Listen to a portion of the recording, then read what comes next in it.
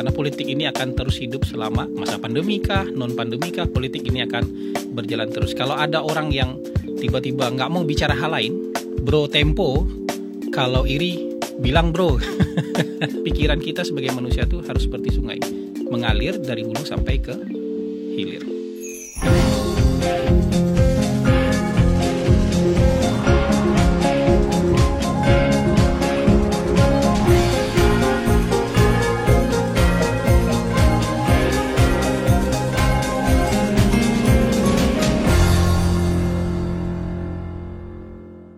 Timeline yang dipilihkan oleh tim riset adalah dari, wah ini terkenal nih, aktivis ini.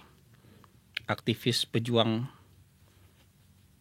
sosial ini, pejuang sosial kemasyarakatan. Menurut saya ini sebuah pendirian moral yang harus diuji.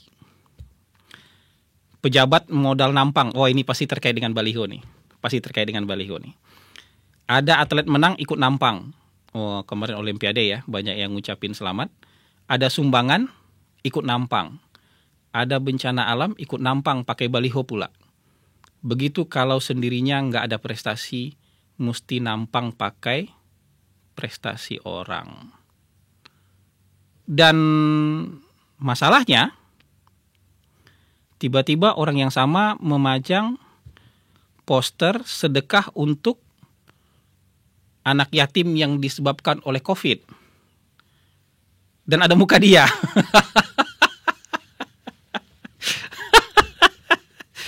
Wah ini apa ya? Ini belum jadi pejabat. Belum jadi pejabat udah nampang. Atau mungkin begini maksudnya. Karena saya bukan pejabat maka saya boleh nampang. Kalau pejabat nggak boleh nampang. Bisa juga mungkin begitu alur berpikirnya. Ya begini. Ya, jadi apa ya? Kita tuh jadi orang itu realistis aja lah. Jangan kebanyakan prinsip. Karena satu prinsip saja itu susah untuk ditegakkan. 1-2 prinsip aja yang kita pegang itu seumur hidup tuh susah ditegakkan. Kalau kebanyakan prinsip udah hampir pasti nggak bisa dipegang. Orang yang setiap hari ngomong seolah-olah punya prinsip, itu udah pasti orang tuh paling munafik lah. Paling susah dipegang lah. Karena prinsip itu paling susah untuk diterapkan seumur hidup. Karena waktu berubah, kondisi berubah. Jadi kalau orang yang berbusa-busa ngomong, gue punya prinsip ini, punya prinsip itu, punya prinsip ini dan itu segala macam, itu pasti besoknya orang akan menemukan bahwa dia sedang tidak menjalankan prinsipnya. Kan ada orang yang, wah pokoknya semua orang harus di rumah, kalau nggak perlu, kalau nggak penting-penting amat, jangan keluar rumah. Wah berbusa-busa ngomong kayak gitu. Dia karena takut sama istrinya, diminta beliin es krim, dia keluar rumah hanya buat beliin es krim buat istrinya. Bayangin. Jadi jangan sampai buat orang itu, buat kita nggak penting, sementara buat kita anggap itu penting. Gitu. Ada orang yang mencaci maki orang lain, kok masa pandemi liburan? Dia diam-diam ternyata ke Pulau Seribu. Ada juga yang begitu. Lagi liburan dan itu dia komen di laman temannya. Kok nggak ketemu nama gue di Pulau Seribu? Gue lagi juga di Pulau Seribu. Jadi nggak usah kebanyakan prinsip. Hidup tuh realistis aja. Kalau kamu butuh liburan, ya butuh liburan. Kalau kamu lagi nggak ngapa-ngapain, ya di rumah aja nggak apa-apa gitu. Tapi jangan sok punya moral, sok punya pendirian, lalu ngajarin orang. Sama kayak gini nih.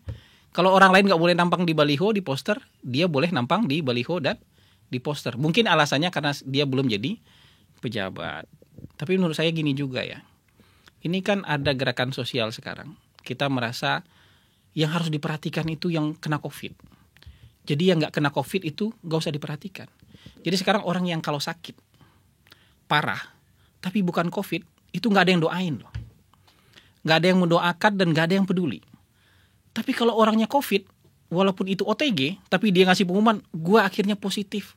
Akhirnya setelah berjuang beberapa lama terhindar dari COVID, akhirnya saya harus merasakan bagaimana rasanya positif COVID. Padahal dia OTG.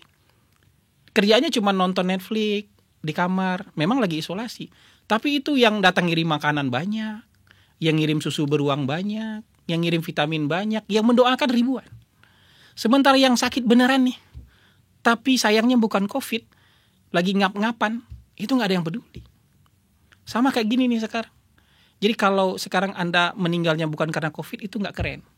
Anda sakitnya bukan COVID, itu juga nggak keren dan nggak akan dapat perhatian. Nah, ini gerakan sosial baru. Kalau anak yatimnya nggak kena, bukan karena COVID, yatimnya nggak keren, nggak usah diperhatikan. Kan hari ini yang yatim bukan karena COVID aja. Kalau yatim menurut saya ya yatim aja. Kalau dia yatim, dia keadaan ekonominya nggak mampu, mau COVID kayak alasannya, mau bukan COVID, ya harus kita bantu. Tapi karena mengkhususkan diri jadi korban COVID, yang harus dibantu menurut saya ini udah politik. Ini politik. Kalau nggak politik ya numpang beken dengan COVID. Jadi kalau tadi politisi numpang beken, ini juga numpang beken karena COVID. Jadi seolah-olah dia jadi orang paling bermoral, orang yang paling sosial, orang yang paling berperi kemanusiaan karena memperhatikan orang yang terdampak COVID, termasuk yatim karena COVID. Jadi nggak usah kebanyakan prinsip deh. Kalau prinsipnya akhirnya dilanggar. Karena saya sendiri menyadari kalau hidup itu bukan butuh prinsip, tapi butuh realistis. Apa yang bisa kita lakukan, kita lakukan. Apa yang lagi nggak bisa kita lakukan, ya kita nggak bisa lakukan. Jangan mengumbar bahwa kita akan berpegang ini dari hari ini sampai seumur hidup. Belum tentu. Sama kayak misalnya kalau saya bilang, saya tidak akan ngutang seumur hidup. Karena kan saya lagi punya uang. Itu prinsip saya. Pokoknya prinsip saya nggak akan ngutang. Iya, kamu nggak akan ngutang selama punya uang. Tapi kalau lagi nggak punya uang, prinsip itu bisa dipakai nggak? Prinsip itu nggak bisa dipakai. Menurut saya begitulah. Prinsip nggak usah kebanyakan. Lanjut yang kelima. Wah, ini ngeri nih. Yang kelima ini ngeri nih. Ini iseng banget sih yang milihin. Temanya dari mantan petinggi KPK. Wah, ngeri. Bahas nggak nih? Jadi beberapa hari ini saya kontakkan dengan seorang teman yang aktif di KPK. Saya bilang sesekali kita ngobrol lah, diskusi atau sekedar ngopi. Dia bilang, ya pengen banget ngobrol lagi. Tapi dia berpesan, kalau ketemu orang lain jangan bilang aku dari KPK ya. Loh kenapa? Malu. Semoga saya nggak kenapa-napa nih kalau komentar yang kayak gini ya. Ya ini lagi. Malu karena berada di sebuah institusi yang membuat dia merasa tidak sesuai lagi dengan itu kan juga. Malu itu mungkin karena prinsip. Tapi prinsip itu lagi-lagi harus harus menyeluruh supaya kita tidak dibilang hipokrit. Kalau memang malu berada di sebuah institusi, mau institusi itu pemberantas korupsi atau institusi lain, ya keluarlah. Jangan sampai kita teriak-teriak malu di belakang, tapi gajinya kita terima gitu loh.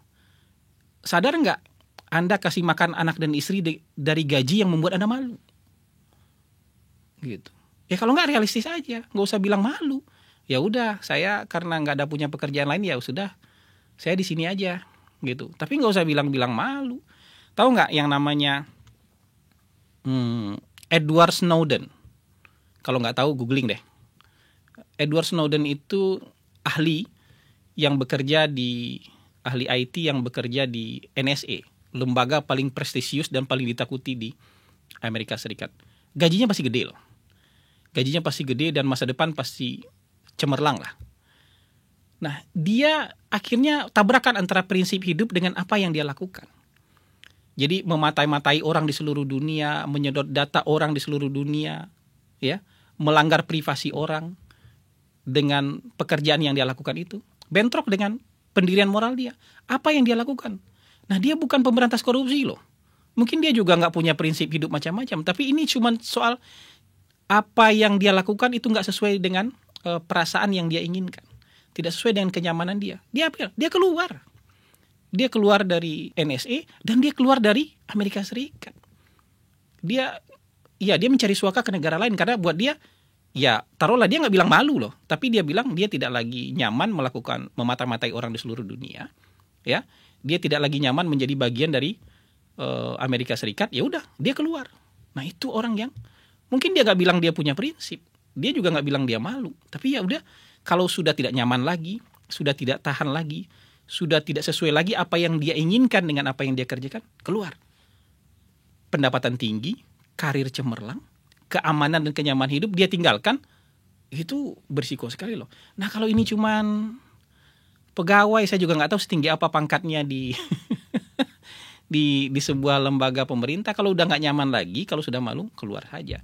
Menurut saya mungkin saudara Angku Febridiansyah bisa kasih saran kepada temannya itu untuk mengikuti jejak Febridiansyah yang merasa sudah tidak nyaman lagi dengan lembaga yang dia tempati, dia keluar. Mungkin Bro Febri bisa ngajak dia kerja di perusahaannya yang baru didirikan oleh Bro Febri, jadi lawyer di sana atau jadi admin di perusahaan lawyer itu. Yang penting kan kerja halal dan tidak bertabrakan dengan prinsip yang dipegang oleh teman ini. Menurut saya begitu. Hidup ini nggak perlu banyak prinsip, yang perlu itu realistis. Dan kalau sudah tidak nyaman kan nanti bikin stres, bikin pala botak, ya. Kemudian bikin hidup tidak nyaman, bikin anak istri di rumah juga mungkin tidak nyaman karena uang yang kita berikan itu hasil tabrakan antara prinsip kita dengan apa yang kita kerjakan. Ya, dari saya itu saja mungkin. Cukup ya. Saya nggak berani lagi, makin lama kayaknya makin gawat ini. Timeline yang dipilihin makin lama makin gawat, dan mungkin nanti saya takut keceplosan dan kebablasan mengomentari hal-hal yang berbahaya. Terima kasih, sampai jumpa lagi.